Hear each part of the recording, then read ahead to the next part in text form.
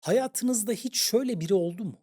Sizi ilk karşılaşmada büyüleyen, neredeyse mükemmel görünen, etrafındaki herkese ışık saçar gibi davranan ama aynı zamanda içinizde tarif edilemez bir huzursuzluk yaratan biri.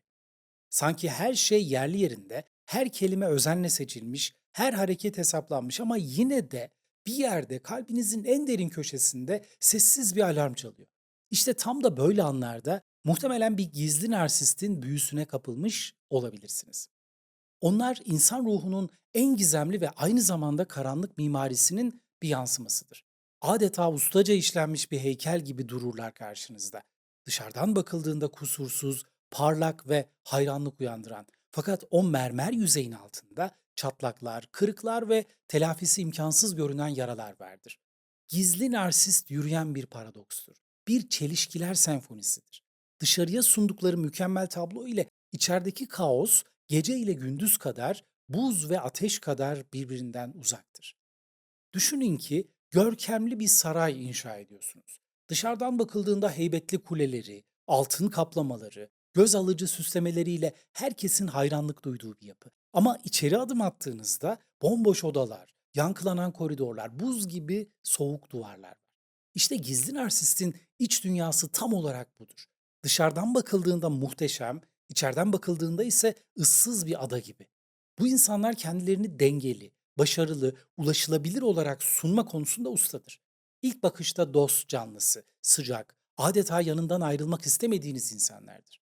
Gülümsemeleri hoş, tavırları samimi, sözleri teselli edicidir. Fakat bu parlak vitrin içerideki derin yaralarını, kaygılarını ve düşük benlik saygısını örtmek için dikilmiş bir perdeden başka bir şey değildir. Güvenli bir alan yaratma çabalarına rağmen aslında güvensizlik ve hüzün bataklığında debelenirler. Bu içsel boşluk onları sürekli olarak dışarıdan onay, beğeni ve takdir arayışına iter. Gizli narsistler için yaratılan bu sahte persona nefes almaktan bile daha hayatidir. Bu onları incinmekten, yargılanmaktan, utanmaktan koruyan muazzam bir savunma duvarıdır. Gizli bir narsist için gerçek en büyük tehdittir. Çünkü gerçek maskenin arkasındaki çaresiz, yaralı, değersiz hissetmeye mahkum benliği ifşa edebilir. Bu yüzden onlar için gerçek kaçınılması gereken, uzak durulması gereken, her türlü aldatmaca ve yalanla örülmesi gereken bir düşmandır. Bir narsistin dış dünyaya sergilediği her şey özenle tasarlanmış bir illüzyondur. Ama bu onlar için sorun değildir. Çünkü dünyanın görmek istediğinin de bu olduğuna olan inançları tamdır. Kendi bakış açılarından insanlar zaten gerçeği değil, güzel görünen şeyleri ister. O halde neden gerçeği göstersinler ki? Peki neden bu kadar devasa bir çabayı boş yere harcıyorlar? Çünkü kendi yetersizliklerini, gizli ve çoğu zaman kabul edilemez davranışlarını ya da arzularını telafi etmeye çalışırlar bunu yaparak aslında. Burada karşımıza aşırı telafi kavramı çıkar. Bu, hoş olmayan duyguları dengelemek, gizlemek için gösterilen aşırı coşkulu, abartılı bir tepkidir. Sanki içlerindeki kara deliği doldurmak için evrenden tüm ışığı toplamaya çalışırlar. Tarlasının ortasında dipsiz bir kuyu olan bir çiftçiyi hayal edin.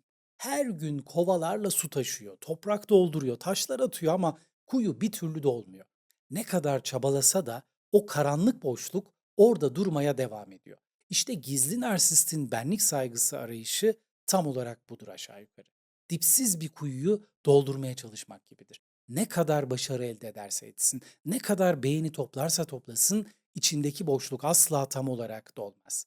Bu yüzden sürekli yeni meydan okumalar, yeni başarı fırsatları, yeni hayranlık kaynakları ararlar. Bir zirveye ulaştıklarında hemen bir sonrakini hedeflerler. Ama asla, hiçbir zaman durmazlar. Gizli narsistlerin aşırı telafi davranışlarının en belirgin işaretlerinden biri sorumlulukları başkalarına yansıtmaları ve üzerlerinden atmalarıdır. Tıpkı bir sihirbaz gibi dikkat dağıtma numaralarında gerçekten de ustadırlar. Kendi hatalarından ve eksikliklerinden dikkati başka yöne çekmeye çalışarak kurtulurlar. Dedikodu ve iftira onların en sevdikleri silahlardır. Etraflarındaki insanları aşağı çekerek kendilerini yukarı çıkarmaya çalışırlar. En küçük başarılarıyla bile aşırı övünmeleri tipiktir. Bir mektup yazmışlarsa kitap yazdıklarını, bir resim çizmişlerse büyük bir sanatçı olduklarını, Bir yemek yapmışlarsa en iyi şef olduklarını söylerler. Her şey o boşluğu doldurmak için, o maskeyi korumak, o sahte imajı ayakta tutmak içindir. En çarpıcı paradokslardan biri de şudur. Diğer insanlara en yakınlarına davrandıklarından çok daha iyi davranma eğilimi gösterirler. Sizi ilk tanıdıklarında dünyaları sunabilirler. İlgi, şefkat, anlayış, destek, ne ararsanız. Ama zamanla maskeyi rahat hissettikleri, yakın ilişki kurdukları kişilere karşı bir anda indirirler. Sahnede muhteşem bir performans sergileyen bir oyuncunun sahne arkasına geçtiğinde kulisteki ekip arkadaşlarına bağırıp çağırması, hakaret etmesi, küçümsemesi gibidir bu. Çünkü onların beğenisini kazanmaya ihtiyacı yoktur artık. Onlar zaten oradadır. Tüm çabalarını kendilerini zar zor tanıyan insanları etkilemeye harcarken sevdiklerini iddia ettikleri kişilere de en azını sunarlar. En manipülatif insanlar genellikle en mutsuz olanlardır. Gizli narsistler de bu kuralın bir istisnası değildir. Çoğu zaman kendilerini gerçekten önemseyenlerin sevgisine layık görmezler. Kendilerini sevecek becerilere sahip değillerdir çoğunlukla. Çünkü kendi gerçek benliklerinden nefret ederler. Bu yüzden ne yaparlar? Aşırı telafi ederler ve sizin güveninizi, sevginizi, şefkatinizi kazanırlar. Ama bunu sadece kendi elleriyle her şeyi sabote etmek için yaparlar. Çünkü derinlerde bu sevgiyi hak etmediklerine inanırlar. Mutluluğa, gerçek bağlantıya inanmazlar. Onlar için dünya aldatmaca ile ayakta duran iskambil kartlarından yapılmış bir evdir ve her an yıkılabilir. Bu çılgın döngü tekrar tekrar yaşanır. Birini yakınlaştırır sonra iterler. Güven inşa eder sonra yıkarlar. Sevgi gösterir sonra da yok ederler. Sanki kendi tahminlerini doğrulamaya çalışıyor gibi. Bak, gördün mü? Sonunda herkes gidiyor. Kimse beni gerçekten sevmiyor derler. Bunun adı kendini doğrulayan kehanettir. Başkalarından gerçek manipülatif doğalarını gizlemek için sahte bir imaj veya persona yaratırlar. Bu sahte imaj adeta vücutlarına yapışmış ikinci bir deri katmanı gibidir artık. Çıkarmaya çalıştıklarında sanki kendi etleri sökülüyormuş gibi acı çekerler. Kendi kaderleri ya da zehirleri haline gelen bir gerçeği kusursuz bir maskenin altında saklarlar. Eğer birisi bu durumu öğrenirse bunun onlar için felaketle sonuçlanacağının bilincindedirler. Bu yüzden gerçekliği inkar ederek aldatmaca ve yalanlarla çevrili bir şekilde yaşamaya devam ederler. Peki tüm bunlar karşısında biz ne yapabiliriz? Kendinizi bu kişilerle ilişkide bulursanız net ve belirgin sınırlar koymak ve kendi refahınızı önceliklendirmek hayati önem taşır. Onların sahte imajlarının sizi başka bir kişi olduklarına inandırmasına izin vermeyin.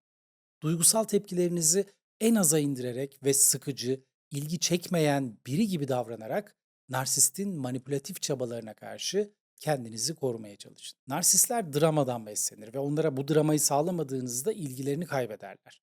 Kendi değerinizi ve sağlığınızı koruyan sağlam ve net kişisel sınırlar belirlemek bu yüzden önemli. Bu sınırlar bir kalkan gibi sizi korur. Gerçekliği kontrol edin ve kendi algınıza güvenin bu yüzden. Onlar sıklıkla gerçeği çarpıtır ve yalan söyleyebilirler. Bu nedenle duygusal mesafenizi koruyun. Onların size karşı sarf ettiği aşağılayıcı sözleri kişisel algılamayın. Bu sözler onların kendi içsel acılarının bir yansımasıdır. Sizin değil.